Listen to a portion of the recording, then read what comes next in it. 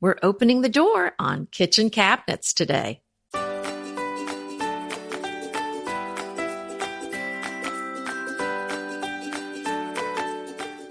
I'm Anita Joyce here with Kelly Wilkness, and this is Decorating Tips and Tricks, episode 393. Wow, that's a lot. Cabinets Deep Dive. Well, that is a lot. That's almost 400. Holy moly. Okay. I know. And I can't believe we have not done an episode yet on kitchen cabinets. I know. Lots of kitchen, but nothing that went really deep inside everybody's cabinets or in front of their cabinets, we should say. We have so much information for you today. Mm-hmm. It'll have you looking at your cabinetry. And if you're interested in doing some sort of kitchen remodel, even if you're not doing it right away in the new year, this is going to be an episode you're going to want to save, asterisk, download, and listen to when you're ready, because this is vital information that you might not get elsewhere, and you're certainly not going to get it all in one place.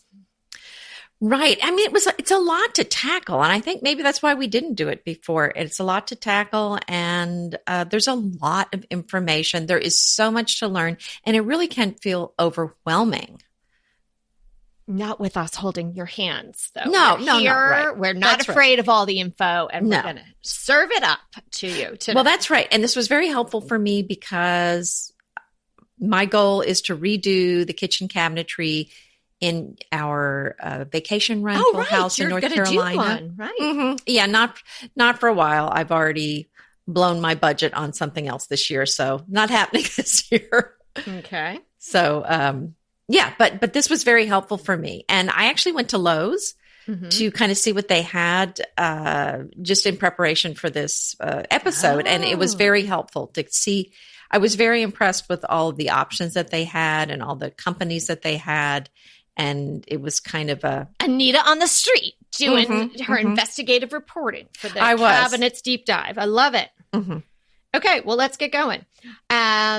We're going to sort of break it up into materials, design, and finish in a general sense. And we're going to both jump in with info as we go along. So let's start out with the materials.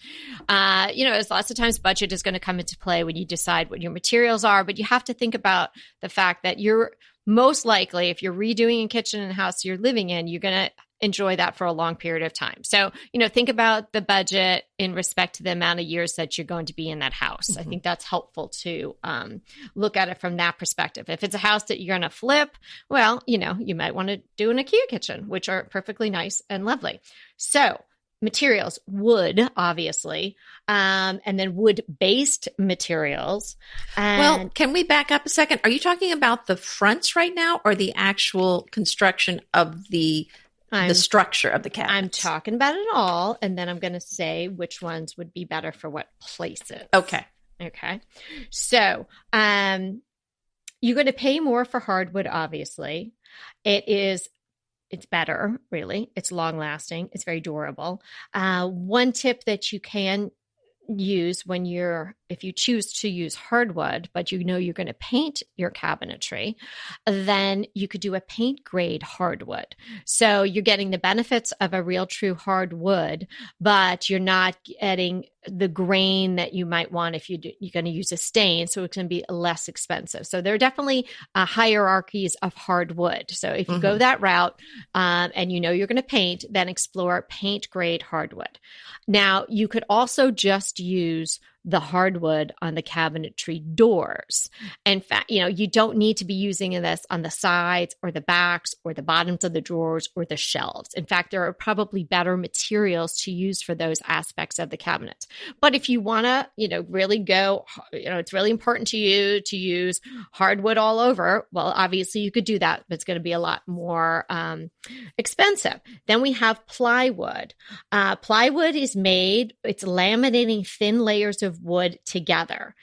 Plywood is great in that it resists moisture. It's flexible. It's easy to install.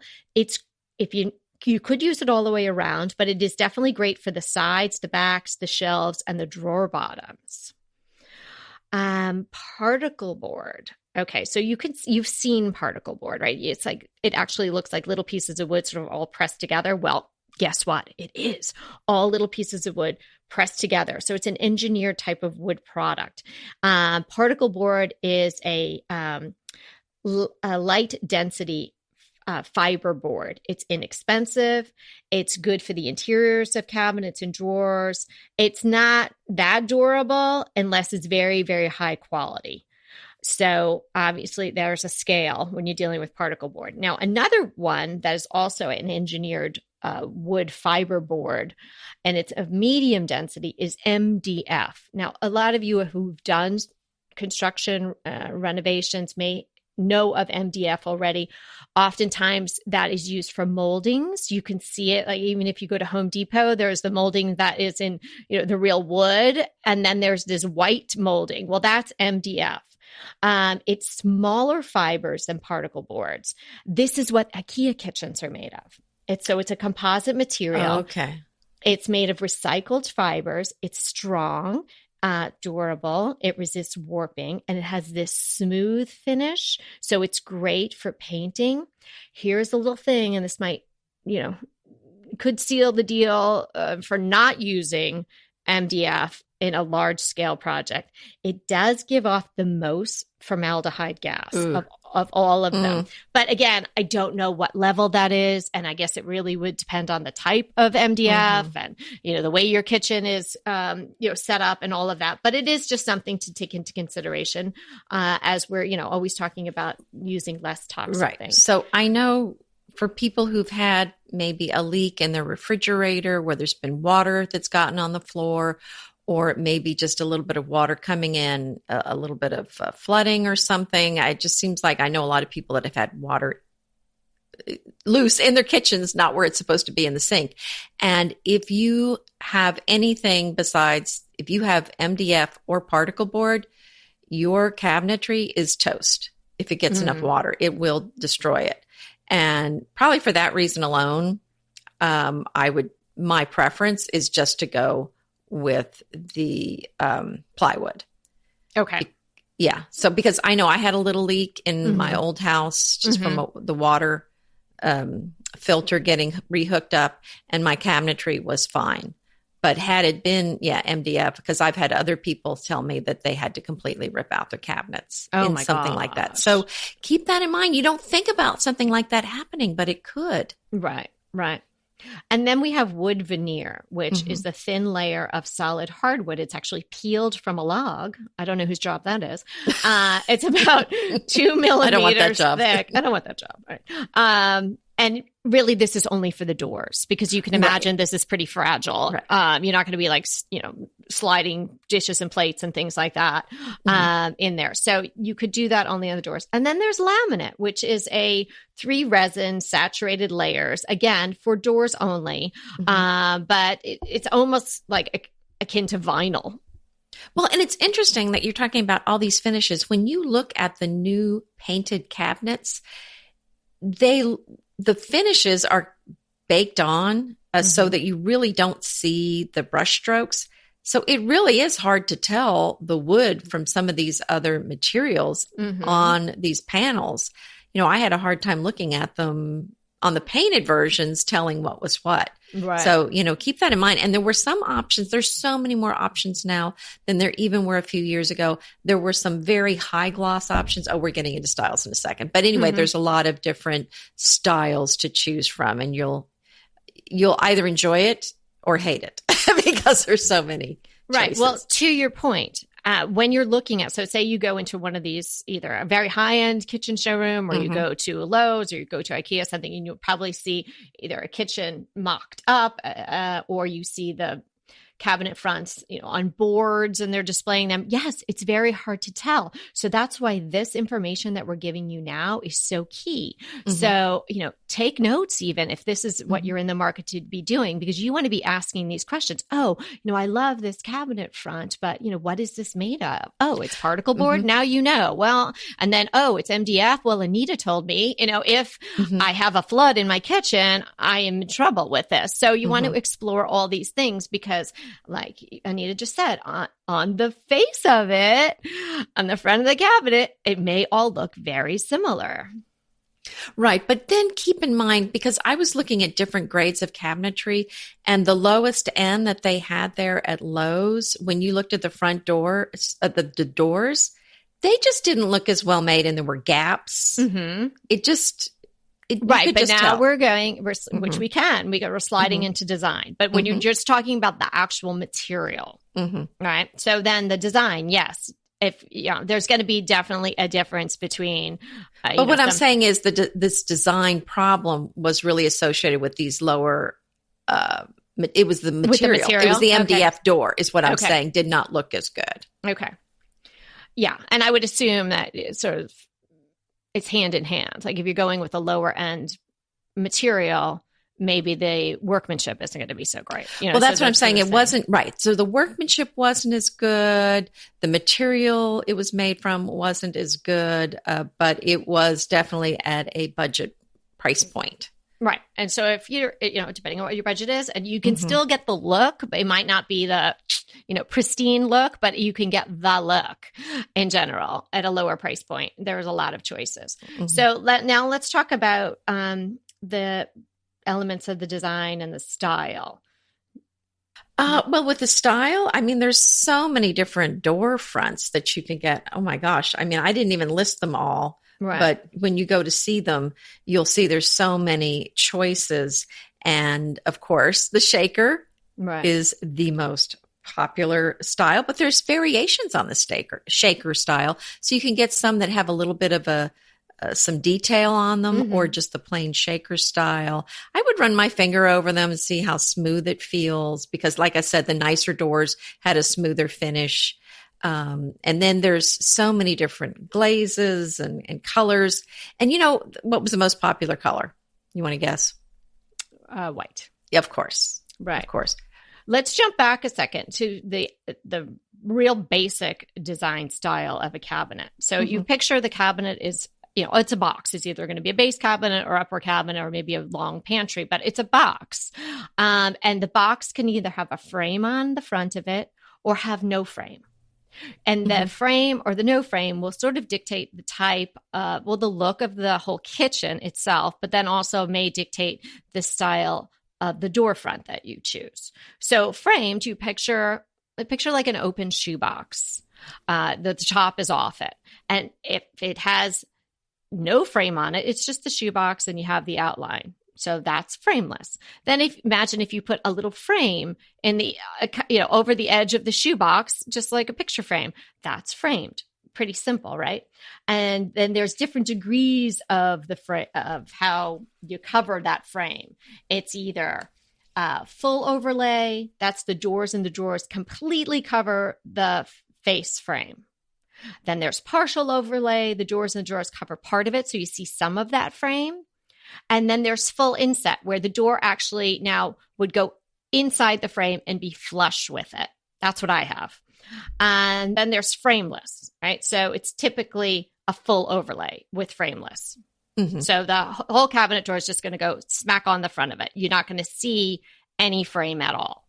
Right. So I saw full overlay or standard. So you came up with an additional one on there? I got full overlay, partial overlay, and full inset, and then the frameless. So maybe your standard is also partial overlay. I think that's probably the partial. That's the doors, and the drawers cover part of the frame. So you see they come in a little bit, so you're seeing just a little bit of it. So in that case, anything overlay, the cabinet door is going to be standing away from the frame of the cabinet. With the full inset, like mine are, it's flush with it. Right. And I have the full overlay on mine. So you can't really see the frame.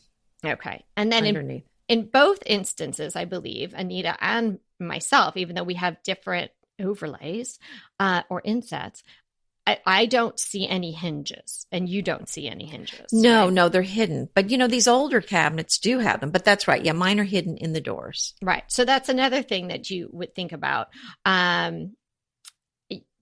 Do you want to see the hinges? I don't think they even make them that way anymore, do they? I don't think. Well, if you were doing a fully custom kitchen, and I mean, I do think it's a very cottagey look. And it's kind of charming, and it really depends on what I wouldn't you're going do that for. though, because it's just not. Yeah. Well, I think if it's a new kitchen, I wouldn't do it. Right. It makes it busier. Yeah. And the other thing that's interesting is the side mount or the under mount slides. Think about when the drawer is pulled out. Mm-hmm. You don't want to see those slides. I mean, and that's something the older kitchens, they just showed up, but mm-hmm. the newer ones, they're underneath, the more expensive ones. And that's nice. So you're not having to see those slides. It's just a nicer look as the drawers are pulled out. Mm-hmm. So that's something to be thinking about. My goodness, there's so much to think about. Thank goodness. I know. And then when the drawer comes out, you're wanting to see that there's solid wood on the sides. You want to see dovetail joints. And you just kind of look to see how well made it is. Is it smooth? Is it rough? I think when you start pulling those drawers out and opening up the cabinets, that's when you can see the stuff to see how well finished everything is. Yeah, that is really where the workmanship lies, right? Because again, as you're saying, once they're all painted and you're seeing just the end result and just the door itself, it's hard to tell the difference. So yeah, it's all these little details that you want to look for. And again, it really depends on how if the budget is the determining factor, then you'll have to pull back on some of the stuff. But maybe where you want to put the money is in the door front, and maybe mm-hmm. If you wanted to stain, but that type of hardwood is going to be prohibitively expensive, then decide to paint. And then you can still have your hardwood, but you're going to have paint grade hardwood. It's interesting. I was talking with the cabinetry expert there because I was trying to decide whether to just reface the cabinets or replace them. And here's an interesting fact that I found out. He told me that the most expensive part of the cabinetry was the refacing it. I mean, that you're basically the cost difference between just refacing and replacing them all together is only about a 25% difference. Isn't that interesting? So you're paying for most of the work, most of the cost is in the facing, is the sides and the cabinet in the doors and the drawers fronts of your cabinetry. Well, that makes sense based mm-hmm. on what we're learning today, because mm-hmm. you can kind of get away with these less expensive wood products, and actually, the plywood is more recommended for the insides and the bottoms and things right. like that. So, but where obviously where you're seeing it needs to be the best quality possible. So I guess that makes sense. But you would think like ripping these things off the wall, if there were existing cabinets, and then putting these boxes back in. I guess that, I had a full custom kitchen. Just I had no choice mm-hmm. the way my kitchen was mm-hmm. set up and the way mm-hmm. we took down a wall. But I've worked with several clients now doing both. And you can buy stock cabinets at Home Depot right mm-hmm. off the shelf. Yes. If you've got an open space, I helped a family last summer put in a very simple galley type kitchen and they sort of converted their garage into mm-hmm. a family room, and we did this. Perfect. And so there was really no space confines in a sense. We were just running a straight line. There was just one window in the mm-hmm. way that we had to sort of work around. But if you go to Home Depot, they're usually like just right on the shelf. You can see the dimensions. You can feel them. You can feel how the door opens and shuts. And they're all made of hardwood. Mm-hmm. I think the backs and all of that are probably the particle board or plywood. I didn't really know all of this deep information about the insides of cabinetry at that time. Right, so I couldn't tell you if they were particle board or not, or if they were plywood, but there's something like that. But we ended up painting them this great persimmon color. They looked fabulous. We did a butcher block top. So it was really inexpensive and they mm-hmm. looked fantastic. And it was like, okay, let's take a double cabinet, and then we want a roll out trash, and then we want a set of 3 drawers. And you just sort of pieced it together like a puzzle. Mm-hmm. Well, so if you've got a situation like that, I think you can use standard pre-made cabinets if you have no constraints. And the other issue for us in this kitchen is I want to go with a counter depth refrigerator, which is not in there now. I want to change out the stove to a little different stove. It's going to be a little different width. So I'm going to have to rip it out for that reason anyway, because the dimensions of what's there isn't going to work. So keep that in mind when you're trying to decide if you're going to rip them out altogether or just reface them. Okay, that counter depth appliance tip mm-hmm. is a mm-hmm. really good one. So maybe you could go a little deeper into that and explain that if people don't know what that means. Well, Because, I didn't have that problem with these people because we were just a little mini fridge. right. Well, the counter depth refrigerator is wider than the standard refrigerator. It doesn't, the standard refrigerator sticks out past the countertop. So a lot of the newer refrigerators are counter depth, which means they only stick out the depth of the countertop, which I think is 24 inches. And then they're flat, or, they're about the depth of all the counters. So they kind of slide in better. They just look more smooth and finished in your kitchen. And so this kitchen is older, and they did just have the width for, just a regular size refrigerator. I think like 35 inches is just the old standard width. But the counter depth, because they're not so deep, they have to be wider so that you get the same space out of them. Don't you just love a great recommendation from a friend? Well, we're delighted to be recommending these companies and their wonderful products to you today. And let them know your friends at DTT sent you. Inevitably, with the new year come wellness goals. One very effective and easy to reach goal is to add Dose to your wellness regime. Dose is expertly formulated organic wellness shots that support your liver in one delicious drink. Formulated with ingredients clinically shown to support liver health, potent turmeric, milk thistle, and ginger. There's 0 sugar and 0 calories. Did you know that your liver performs over 500 special functions? Since I learned all that my liver is doing, I started with Dose to support all those vital functions. I take a shot of refreshing Dose 2 times per week to combat everyday toxins from food, meds, alcohol, and unhealthy air. Since starting with Dose about a month ago, I am definitely feeling an overall improvement in my health. So if you want to give Dose a shot and invest in your health like I have, Dose is offering DTT listeners 15% off your first order, plus an additional 15% off if you subscribe for a monthly delivery. That's 30% off your first order. So go to dosedaily.co/DTT and use the code DTT. That's dosedaily.co.co/DTT and use the code DTT. Green Chef is a delicious delight any time of year, but especially during the holidays. What a wonderful vision to behold as the Green Chef boxes on your doorstep. Green Chef is the #1 meal kit for eating well. And it makes eating well so easy with plans to fit every lifestyle, whether you're keto, paleo, vegan, vegetarian, gluten-free, or just looking to eat a more balanced diet. So let Green Chef take the work out of eating clean this holiday season. And if you've got guests coming, shop Green Bundles. They're now available at the Green Market. It's your one-stop shop for nutritious grab-and-go breakfasts, including vegan options, brunch kits, wholesome lunches, ready-to-eat snacks, veggie sides, and more. You can feel your best this December and do your best with Green Chef because they offset 100% of the delivery emissions as well as 100% of the plastic in every box. Go to greenchef.com/60DTT and use the code 60DTT and get 60% off plus 20% off your next 2 months. greenchef.com/60DTT and use the code 60DTT to get 60% off plus 20% off your next 2 months. I think we've covered a ton. What have we left out? We started to go into styles. Do you want to go a little deeper into that, Anita? Well, you mean the styles of the door fronts? Yeah.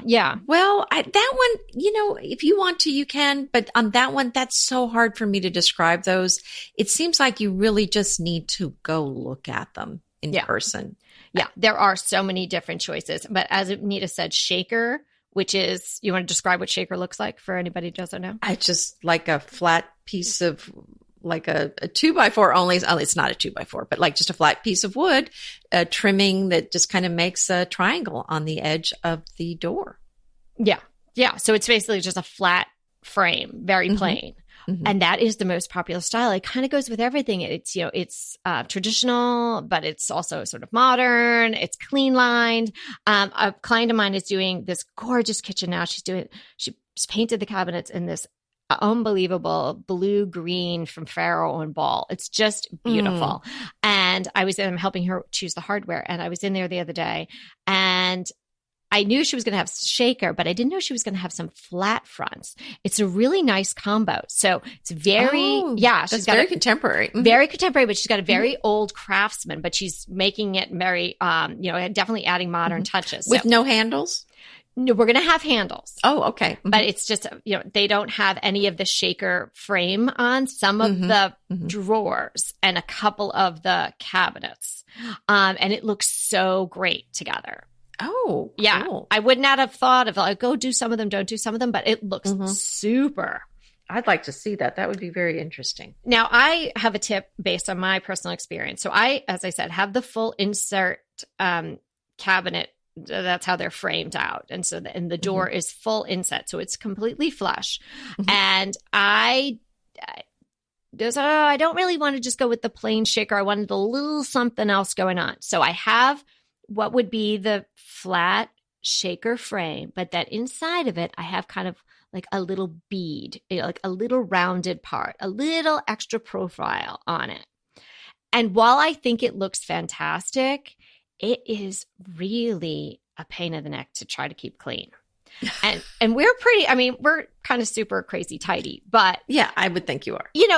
Somebody makes, a drink or something and something splashes and it drips down the cabinet. Well, guess what it drips into? That tiny little bead. Or, just, again, we leave the door open a lot for the dogs, like just, dust from the air or what have you. I actually, and I don't do it often, so don't have me committed.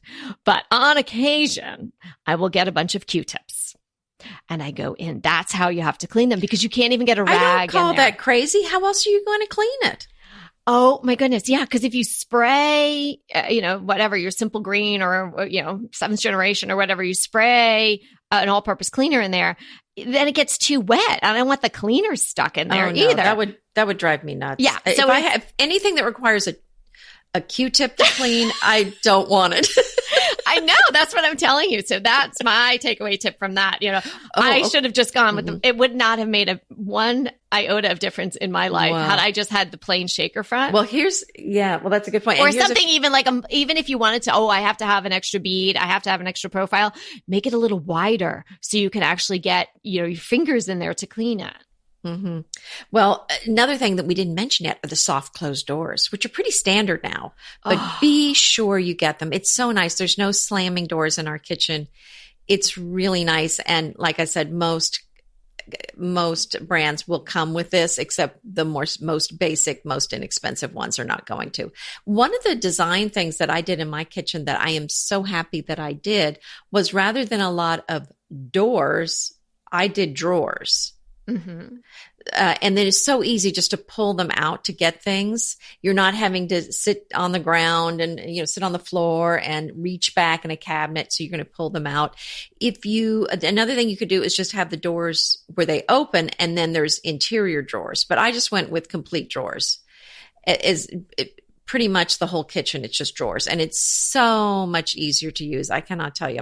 That was such a happy decision on my part. So are your drawers really deep? Do you keep your pots and things in there? Oh, yes. Yes. I have very deep drawers. Yeah. All my pots and pans are in drawers. So some of them are very deep, and which has been wonderful. And then make sure the other thing is there's also a difference on your drawers. The average drawer does not come out all the way. So make sure, but there's something called a full extension drawer. So check those drawers and see if they come all the way out so that you can reach in the back. So that's an option on drawers when you're selecting makers and everything. Oh, good to know. I didn't know about that. I don't have a lot of drawers. My drawers are mostly like the upper ones that you would have either your cutlery, utensils, maybe, your parchment paper, whatever, those kind of drawers. Mostly I have cabinets and I don't really even have that many of them. Here's the thing about some cabinets too. You're going to find a spot more than likely where you're going to have some dead space, where it's just hard to get to. Sometimes whoever's putting your cabinet might want to just drop an interior wall, so to speak, and just close it off. I say just leave open your dead space. Because what do I have in there? I have like a casserole dish that was like my great grandma's that I use when I make Irish soda bread or something like that. And sure, I am exactly what you said, on my knees, like digging back in there, but at least I have a spot for it. And I only take it out maybe twice a year. So, think about, if there's going to be a dead spot, you might have something that you'll store in there, like, I don't know, something you don't use that often, like your crock pot or what have you. And it's still, open space to put it in. So keep them open. It's interesting. I had some dead space, and it was so clever of course I had a carpenter on site because the house was brand new. So everything was custom done here, but he did such a great thing.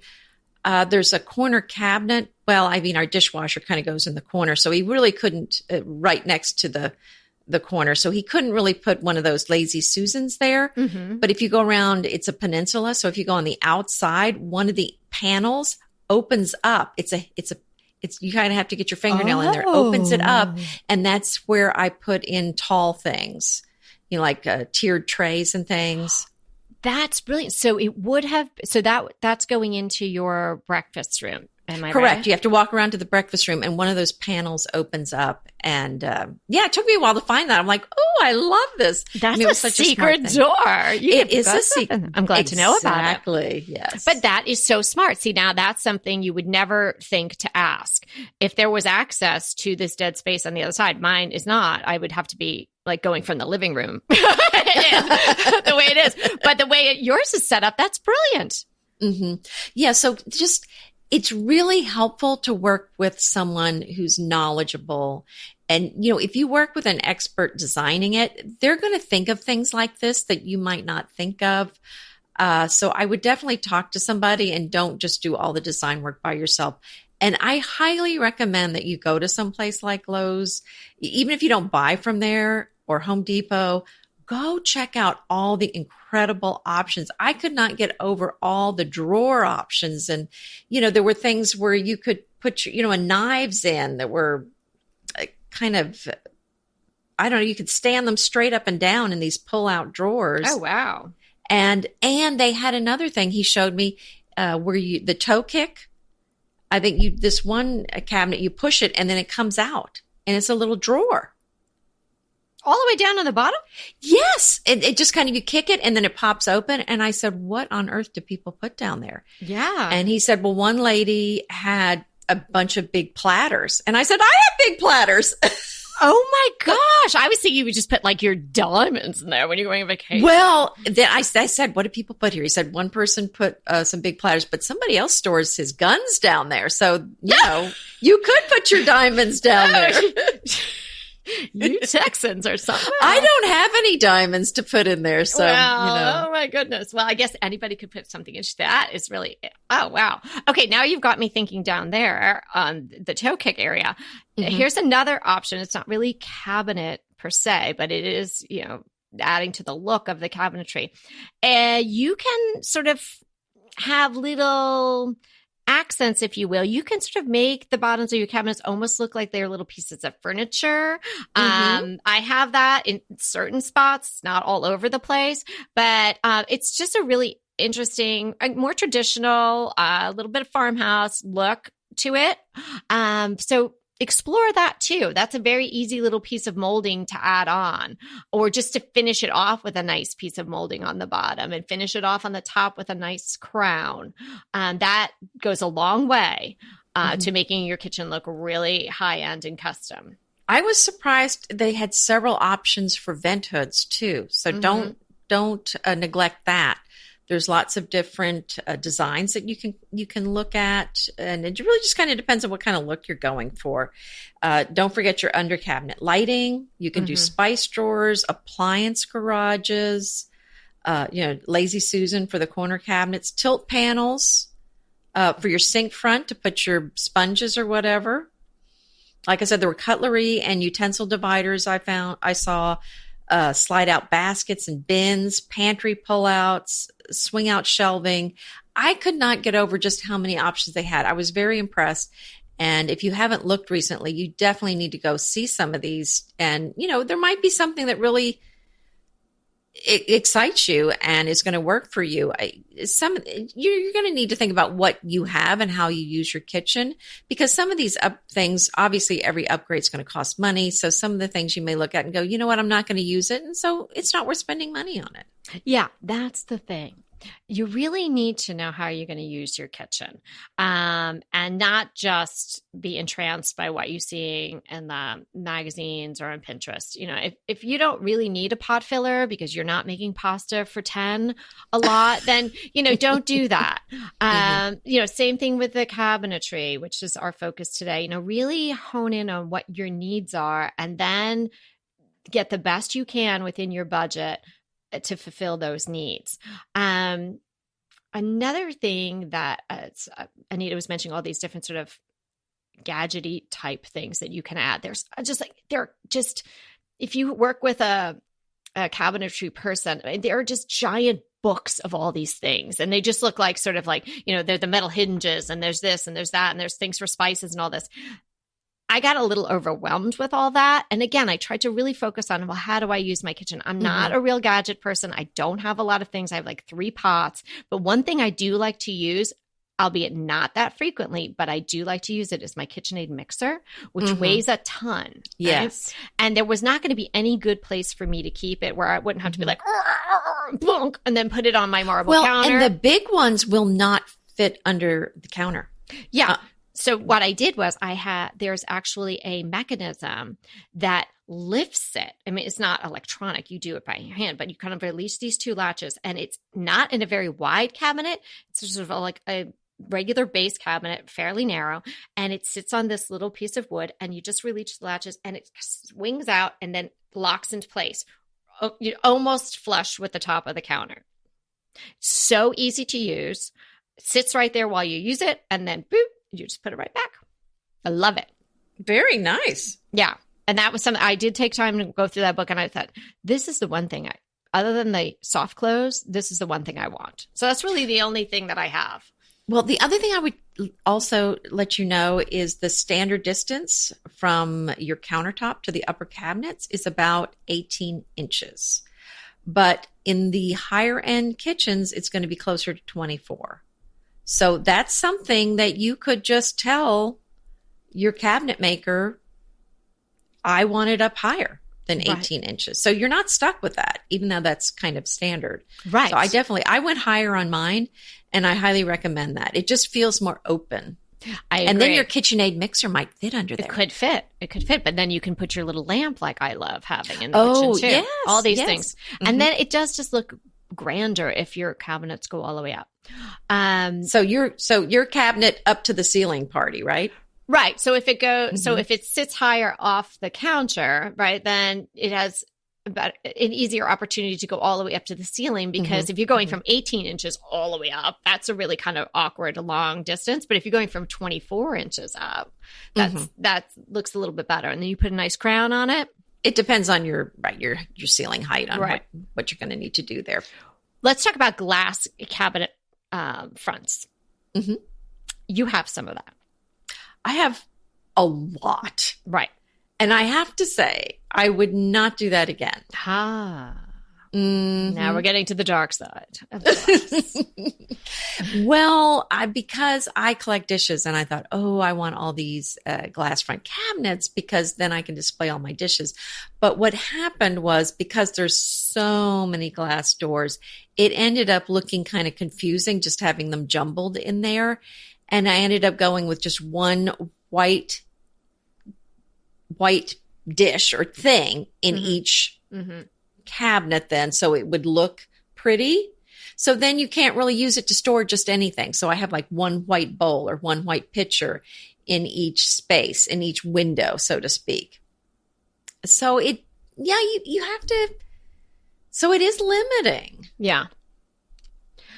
I think it's yours, it looks absolutely beautiful. And we all appreciate how, you've shared your kitchen and on your blog and on Instagram, and everyone's like, oh, it's so gorgeous. Everyone loves that photo of your kitchen. It's stunning. But I see what you're saying. Like, you're like, wow, I have all this cabinetry and I have one white pitcher in it. Great. But you have all these very useful drawers that we just learned about and a secret cabinet. So you're That's okay. Right. Mhm. But if you're in a smaller kitchen and you really need the closed cabinetry, then, maybe you can find a spot where you can do, I wouldn't just do one. I would sort of flank something like, so can you flank the stove like on either side? I had that in my last house in San Marino. So the cabinets on either side of the stove, I had glass and I had it leaded and lit. And so I had sort of pretty things in there too. But I did have stacks of dishes and whatnot. So they were useful, but that was kind of like, oh, that's the focal point of the kitchen now. And then I had a big long run of just, closed front wooden fronted cabinets, which, housed everything else. So, it is something to think about. But if you're going to go do it, I would suggest you definitely have some lighting in there. Yeah, that's a good point. Yeah, I didn't go with lighting because I like the wood shelves and the lighting doesn't go through. But if That's you're doing true. glass, then that's nice. But yeah, I mean, it really just kind of depends on whether you want that look or not. Right. I mean, it's just a different look. And another thing, the kitchen in this house, it's in the mountain house. It's really, you've been in there. It's a small kitchen. And right now it has cabinets. It's kind of in a corner. So there's cabinets on both walls, and I'm going to not do the cabinets on the walls where the sink and the window are. I'm just going to do them on the side where the stove is. So it's going to be, and that's a nice look too. If you have a big enough kitchen, you can afford to not do the upper cabinets. I think it's a pretty cool look. If you have fewer upper cabinets or none, I think it's a really nice look. I think that's a great look. And I think that is going to be a more sustainable look than the open shelving, because we've already seen the open shelving sort of going away. Again, like the glass front, lighted or unlighted or unlit. If you can figure in a little spot for open shelving, maybe you want to do some pretty vignetting and whatnot, and that's going to be just your display, go for it. But open shelving where you're going to have, your McCormick spices and whatnot, nobody wants that. I mean, well, you have to be so careful, and you think, okay, I have to have my pretty dishes here. But even that, I found too many colors there didn't even look good. So that's why I just ended up going with the all white, where it just looked very uniform. Right. So, yeah, I don't think I'm going to do any glass cabinets. No, I wouldn't. I mean, you have that. She has this amazing view, you guys. I mean, it was so stunning. I would do exactly what you're saying. No uppers there. You can take in the view. What do you need it all for? Yeah. Yeah. So there you go. Okay. That is good. I think that we covered everything about the cabinets. What do you think? Oh, yeah. I mean, I would highly recommend that you go to, like I said, just go to a Lowe's or a Home Depot. Go to IKEA. If you have one, check that out. And then if you have some custom cabinetry makers in your area, go check those out. Get prices so you can see all your options. And then you can kind of decide what's really going to be best in your budget. Right. And then you can kind of look at your options and then add them and throw them out depending on what you can afford, what you're going to use. And definitely, still do your research, but hopefully this will make it feel much easier. I have one last thought about painting versus staining. So again, we discussed the staining, there has to be good wood to be doing that. So if you're painting, which I prefer anyway, painters always want to spray. Right. So that's almost like that. It almost looks like it's been baked on look, which is great. And it covers all the spots and it gives it a very durable finish. And I guess if you probably bought some cabinets already done, that's how the paint would be affixed to it. But if you have wooden cabinets that you have someone can paint, they're still going to want to spray it. What I suggest you do is say, great, spray it. You save some money doing that. It's faster. But I want your best painter to come back and then paint the last final top coat with a brush. Well, if you want that. I did not want, mine don't have the brush marks. Mine looks baked on. He was just really good. But So it's really just kind of if you want that look or not. No, it's definitely a different look. All right. And I like to see the brush strokes, and I think it goes with my house better. Yeah. So, it is an option. You don't have to just go spray or brush, but spraying is definitely the way to go to really get those cabinets covered in the most durable paint finish possible. Well, and I found it really, not all painters are the same. Well, that's true. Yeah. I mean, so, so I would definitely find if you're getting a painter to come do it, just find someone who's good. Yes. I think you're going to be much happier in the long run. Right. Get some recommendations. Probably they're going to get them already painted. It's probably already going to come painted. So we had a great email from a new listener named Camilla. And Camilla told us that she said a few things that just made me crack up. And I just loved this term that she used. She was talking about them stripping, sanding their kitchen cabinets, and what a joy that was to do that. But she called it a free model.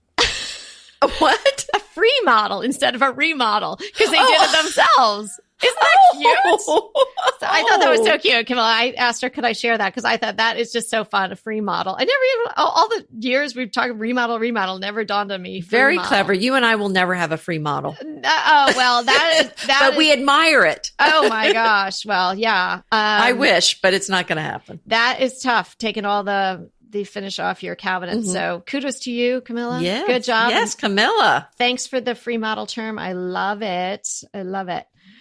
So Anita, do you have a crush for us today? I do. I found a show on Amazon Prime that combines tiny houses with House Hunters International. Did you ever watch House Hunters International? No. Well, they would hunt for houses in, all these other different countries. And, of course. Second home people? Or what is that? Well, what were they looking for? Maybe it was a second. Yeah, a lot of them, they were second homes, I guess. In this episode, actually, it was people buying, it was just one house, but they were buying a tiny house. And I am fascinated by tiny houses, perhaps because I will never be able to live in a tiny house, but I find them just to be so interesting and intriguing.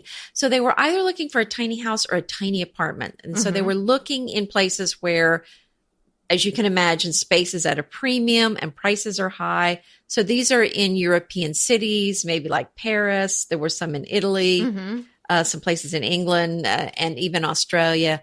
One person bought a shepherd's wagon. Oh, wow. That didn't even have a bathroom, but they were just kind of using it as a kind of a spare room because they lived with his parents, I think. Oh, wow. But so fascinating. A lot of these it was just so interesting how they made use of such small space. So there are a lot of Murphy beds and a lot of these kitchens where there were doors or cabinet doors that would kind of close it up where it would kind of look like a wall. But then you would open up and there would be the kitchen, but it wouldn't be you walk into the kitchen. It's just that's the wall. That is the kitchen. Oh, wow. It's kind of like when I put Peter in the closet with his office that time. Yes. You open it up and there's the kitchen. Exactly. The kitchen would just kind of be one wall in the room. But then when you close these doors, they would be solid front doors and they would close in front of the stove and the refrigerator. Okay, well, I like this idea because I love using every square inch of wherever I live. Yeah, it's called.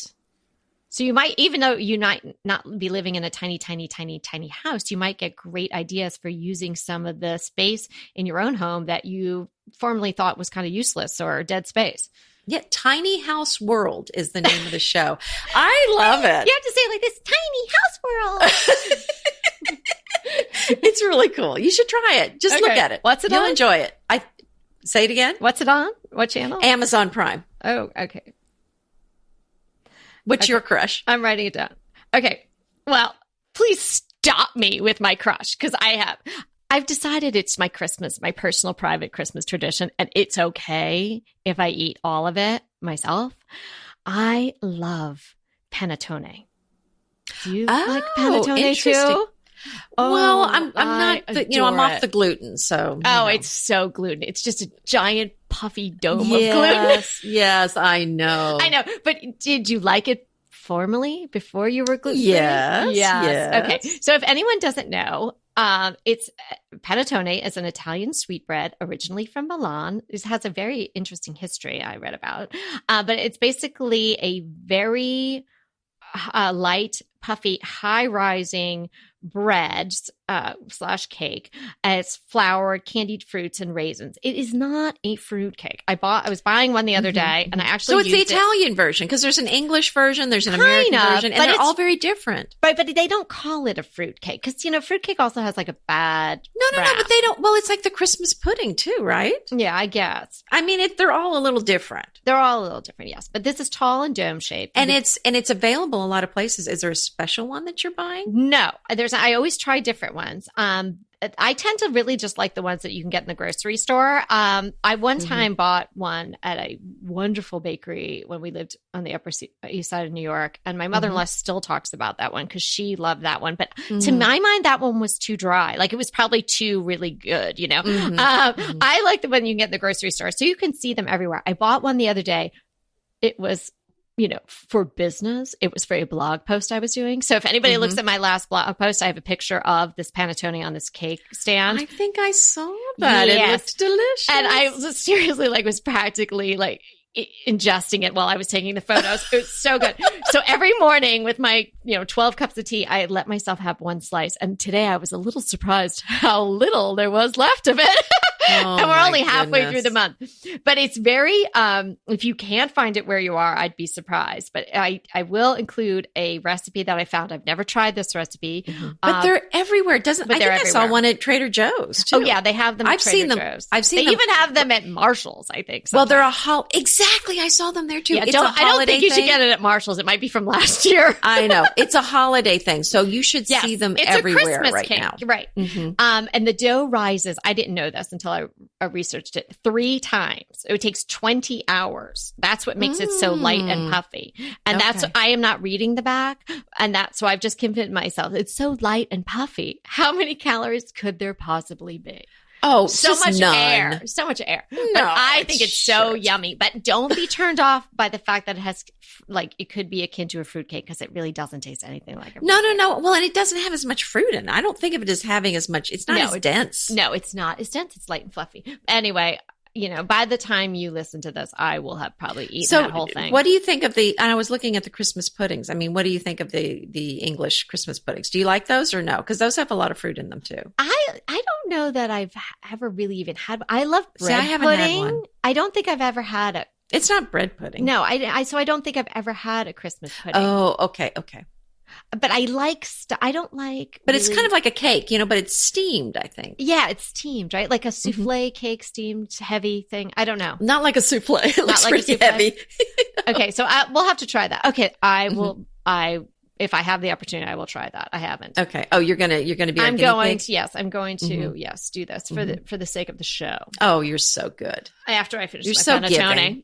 Go ahead, clean out your closet, then head straight to Quince.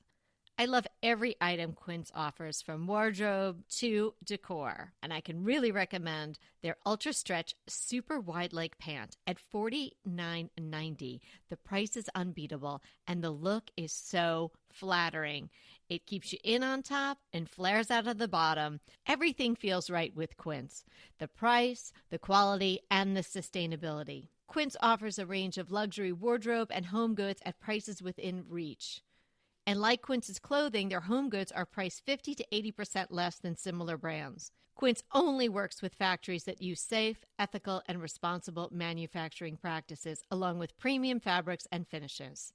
Once you've cleaned out your closet and refreshed with Quince, you can also add something to your home decor. So give your wardrobe and your home the refresh it needs with Quince. Go to quince.com/DTT to get free shipping and 365-day returns on your next order. That's Quince, QUINCE.com/DTT for free shipping and 365-day returns. Quince.com/DTT. And let me know how you love those pants. Pesto pork chops over Parmesan polenta. Not that easy to say, but oh, so easy to make with Green Chef. Green Chef is the #1 meal kit company for eating well, and we have such a great deal for you. You're going to save $250. Listen on for the details on that. Green Chef makes eating well easy for any lifestyle, whether you're keto, paleo, vegan, vegetarian, gluten-free, or just looking to eat more balanced meals. You know, we're getting into the busy holiday season, so it's a perfect time to have Green Chef help you out. Let Green Chef take the work out of eating clean this holiday season with their chef-crafted, nutritionist-approved recipes featuring fresh ingredients and nothing artificial. And you know what? You don't have to lose track of your healthy eating habits during the holidays. Every Green Chef customer gets a free session with their registered dietitians who will walk you through how to make clean eating work for you. So sign up for your free session and start on the road towards better health today. And that deal I want to tell you about, visit greenchef.com/DTT250 and use the code DTT250 for $250 off your order. So that's greenchef.com/DTT250 and use the code DTT250 for $250 off your order. Okay, so we have a question which I thought was appropriate for today's cabinet discussion. We're in the kitchen with it. Dana P. wrote in and asked us, what do we use to clean our countertops? Well, right now I have two things I'm using. I'm using the Aunt Fanny spray cleaner, and I have the Trader Joe's multi-purpose natural cleaner that I use. And then I finish it off. That's to clean it, but I finish it off with the beeswax polish in the yellow jar, which we need to link to again. So people, if they don't have it, you can get it. Because that gives the best shine ever. That's what I use. Oh, well, there you go. Yes. I really just use every once in a while I'll use an all-purpose cleaner, but on my marble, I have to make sure that doesn't have any citrus in it. And a lot of them have, so if you're buying a variety and you have. Do you use the cleaner first and then the wax, or just the wax? Well, that's what I'm saying. You just go straight to the wax. No, well, I'll wipe it down maybe sometimes just with water. If I happen to have purchased a cleaner that has any sort of citrus in it, I'm a little worried about that with the marble because, it itches, it doesn't stain. Yes. But then after it's wiped down or the crumbs are gone and all of that, then I do with the OG beeswax that we love. Yes, yes. And that stuff is I buy so it good. By the case. I do too. I just bought a case of it. I know. Yeah. I love it. Yeah, it's great. Use it on everything. I'm going to start using it on my face. I think it's fabulous. No, we use the Aragon oil. When that runs out, it's in a pinch. DTT favorites. Yeah, exactly. We should probably make a list of those. Okay, everybody. Today was super fun, and we're still in the throes of Christmas and the holidays. So we hope you're enjoying and you're not stressing, and you've listened to Christmas Light, and you're wrapping your packages merrily, and you're not feeling overwhelmed. If you are, listen to Christmas Light and do what we do. Just buy some greens and stick them around your house and be a happy camper. So thanks for joining us today. And remember, as always, we are here to inspire you to create a beautiful home. Until next time.